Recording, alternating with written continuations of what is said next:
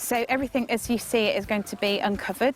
The hardwood retaining structure is going to be replaced, there's going to be a new door, the tunnel entrance is going to be taken down and rebuilt, and this whole area is going to be re-landscaped so that we can see it again and it's not completely hidden under this massive vegetation that you can see now.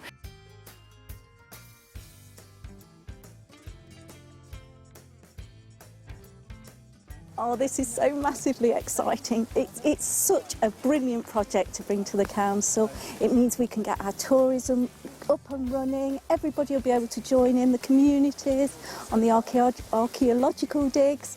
It will be so massive for both the people of Blaby and the district of Blaby too.